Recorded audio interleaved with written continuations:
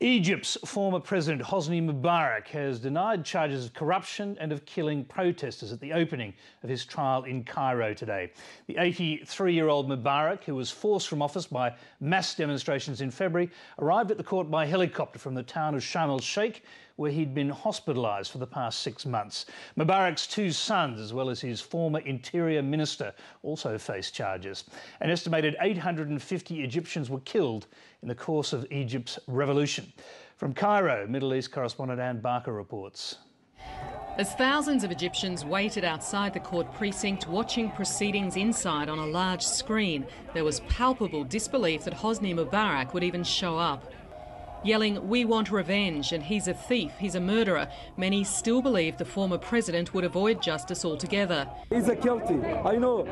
I'm sure he's a guilty. But when the man who ruled Egypt for 3 decades was eventually brought in, the crowds went wild. The now 83-year-old Mubarak was wheeled into court on a hospital gurney with an IV drip in his arm. He's said to be in ailing health. His lawyer insists he has cancer and is too frail to testify. But Egypt's military rulers declared him well enough to attend the court, along with his 2 sons, Gamal and Alaa, and several former cronies, including the one-time interior minister. All were dressed in white prison uniforms. A special cage has been designed to hold the defendants inside the courtroom, largely as a security measure. The trial is being broadcast live on Egyptian television. Hosni Mubarak is charged with corruption and ordering the deaths of protesters during the uprising in February, which forced him from power. The corruption charges are more wide-ranging, with allegations he and his wife milked millions of dollars from Egyptians. He's pleaded not guilty, but if he's convicted, he could face execution, and the families of those killed want nothing less than to watch him die. I've got 3 children. This dog took their father away and left them fatherless. Now they have to live the rest of their lives without knowing their father. Of course, not all Egyptians want this trial to go ahead.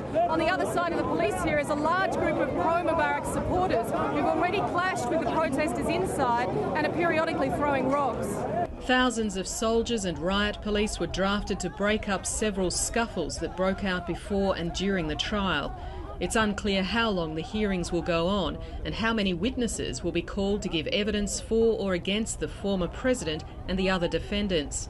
Egyptians, though, are hoping for a swift verdict to ensure their former dictator faces justice before he dies of other causes. Ann Barker, Lateline.